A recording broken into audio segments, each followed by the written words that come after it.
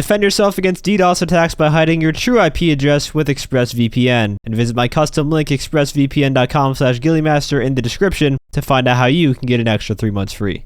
Assault on ATT-16 is a brand new multi-stage adversary mode in GTA Online akin to the Rush mode in the Battlefield games.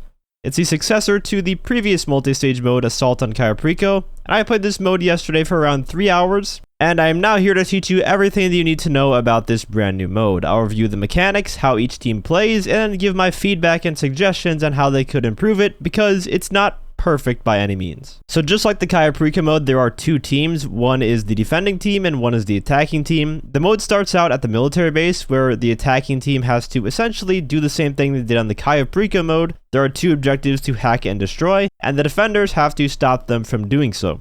Then once the first set of objectives are destroyed, there's a second bit farther back into the base, and after the second set is destroyed, the defenders retreat to the aircraft carrier, and the attackers have to destroy relays in rogue planes, while avoiding anti-aircraft fire at the same time. And once the relays are destroyed, there are another set of two objectives to destroy on top of the carrier, and after that, the final objective is opening the doors and stealing the Raiju jet from inside the aircraft carrier. Each time the attackers advance to the next section, they are awarded with more time to complete the next set of objectives, and if the attackers run out of time, then they lose. And if the attackers end up stealing the Raiju jet, then they win. That's your low detail rundown of how the mode works. However, there are a ton of various mechanics going on here amidst the chaos. Weapon loadouts make a return here, and I'm very happy to say that these are much better constructed than the Cayo Perico weapon loadouts were. One is a reconnaissance loadout that gives you a heavy sniper, a mini SMG, and tear gas. The main loadout that most people will probably use is the infantry loadout. That one has a service carbine with an extended mag, grenades, a pistol, and a knife in it.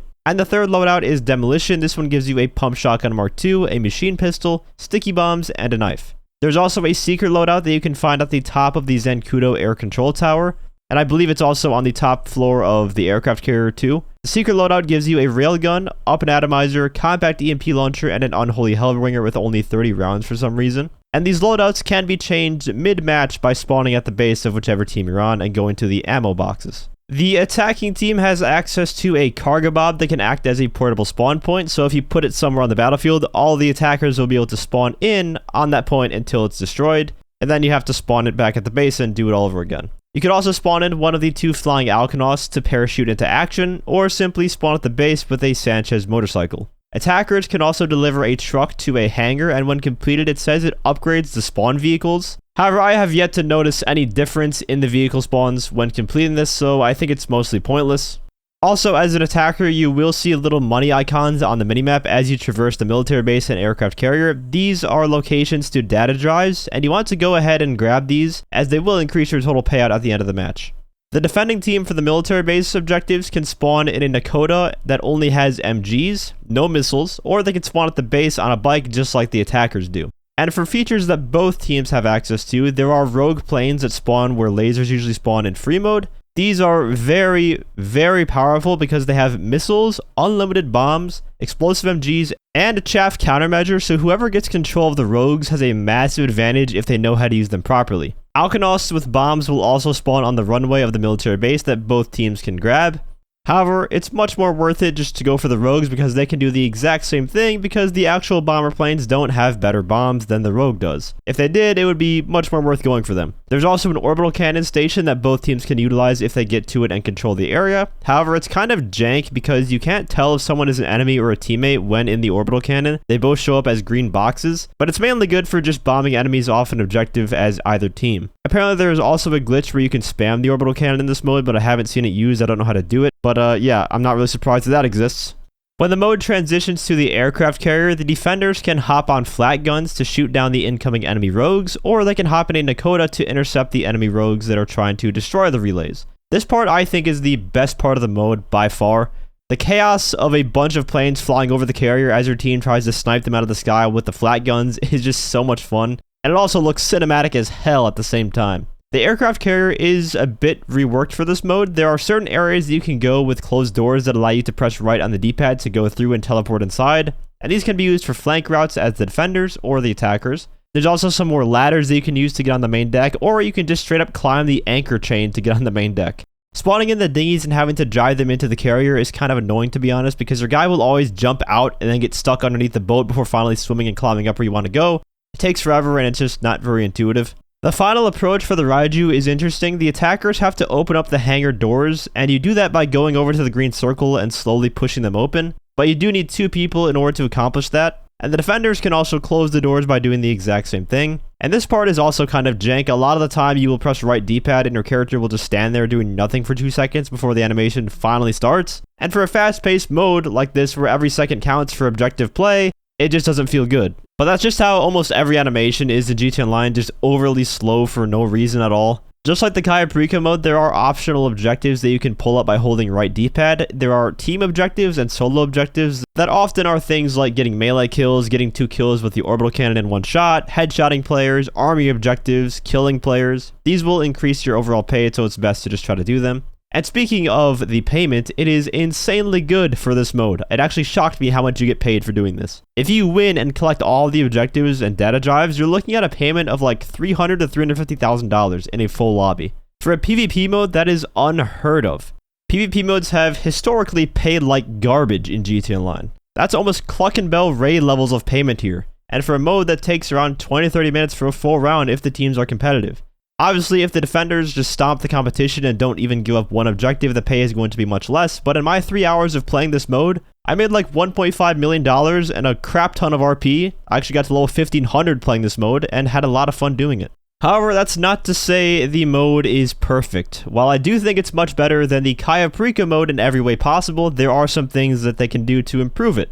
And I hope they do make some changes, because if they don't, unfortunately, I don't think the mode will be played long term. To me, the most glaring issue is in the first set of objectives at Fort Zancudo. The rogues are just way too oppressive. And the spawn points are heavily skewed towards the defender side. The defenders will always have access to the rogues before the attackers get a chance to even get inside them. And if you have 3 rogue pilots on the defending team that know what they're doing and know how to bomb, the attackers will not have a very good time playing this mode. The rogues are just too loaded. They have everything: explosive MGs, unlimited bombs, and missiles. And it got to a point when I was playing where every time I died as an attacker, I'd be spectating the cargo bob, and it would just immediately be getting bombed and destroyed by the rogues. Every single time.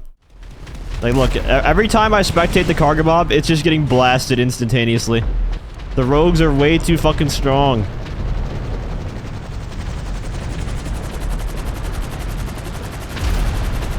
Oh, again, let's spectate. Let's watch the cargo bob get fucking blasted out of the sky the moment it takes off. The attackers just don't have any firepower that could deal with the rogue plane. Pretty much the only thing you could do as an attacker to stop the rogues is to grab the railgun loadout and hope you hit them as they fly by. But you also only get 5 shots, and it's not exactly the easiest thing to do to hit a railgun shot on a fast-moving target, so I wouldn't say it's exactly fair. There are 2 solutions that they could implement to solve this. Number 1, they just nerf the rogue's weapon capabilities so that it only has bombs and regular MGs instead of rockets and explosive MGs. This would help a lot with the cargo bob longevity. However, what I think they should do is just give the attackers a dedicated anti-air vehicle like an armored Charnabog, for instance. The rogues have chaff installed on them, but for really no reason, because there's no lock-on threat that the attackers can give them unless they steal a rogue themselves, which doesn't happen because of the heavily skewed spawn points towards the defenders. If the attackers had access to a Charnabog that they could park somewhere to give threat to the rogue pilots, it would do 2 things. Number 1, give the attackers a way to fight back against the oppressive rogues, and number 2, distract the rogues from focusing hard on the objectives because they would instead be occupied with trying to find and take out the Charnabog. And actually, there would be a third effect here from this. If the defenders have access to the orbital cannon, instead of focusing on orbiting the objectives so hard, they could also focus on the Charnabog for a strike, which would alleviate the pressure to the objectives, making them easier to attack for all the other team members. The attackers have multiple objectives like taking the truck to the hangar, stealing the data drives, and hacking the sites, but the defenders only have to defend the 2 sites with no other external threats or power weapons to deal with. And what they should actually do is get rid of the rogue homing rockets and give the Charnabog to the attackers. The lock-on missiles are very intrusive because the attackers only get bikes to spawn in with, which can be locked onto the moment they spawn in, and I've actually gotten taken out immediately upon spawning on a bike in this mode by a rogue's missile. Alright, now I can take out the aircraft. Yeah, like, why the fuck do they have missiles? I just spawned. And if they did go with a Charnabog solution, then all the rogues would have to do is lock onto the Charnabog, but if they didn't have rockets, they would actually have to go in close for a bombing run to take it out, which is a lot more difficult to do, a lot more risky.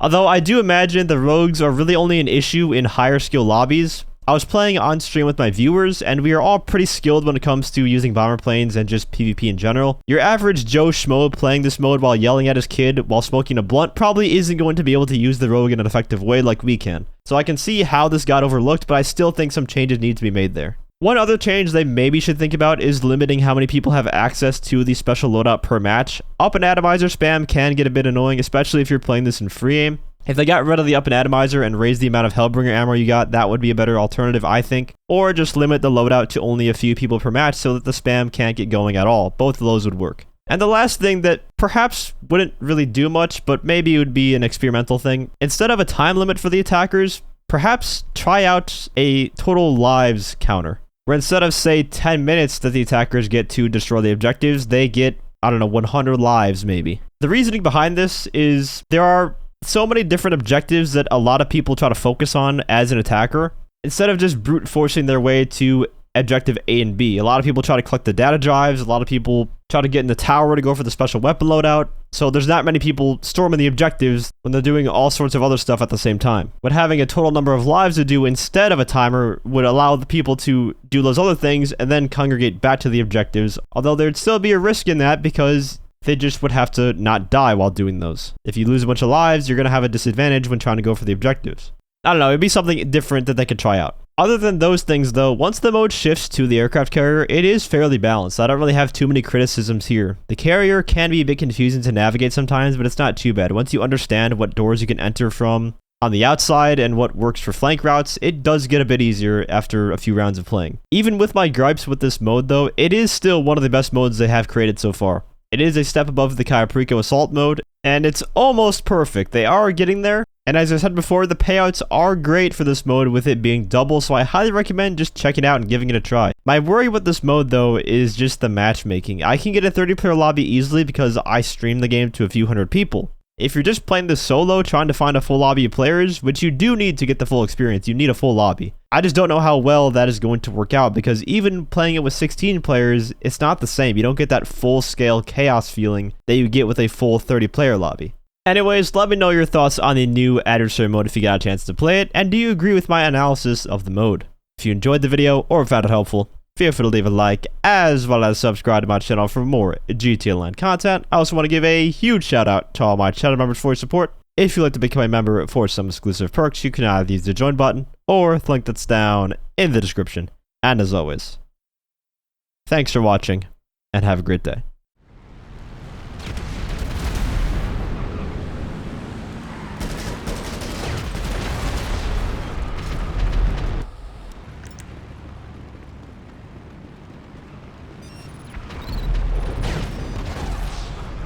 Alright, we gotta take that motherfucker off the orb.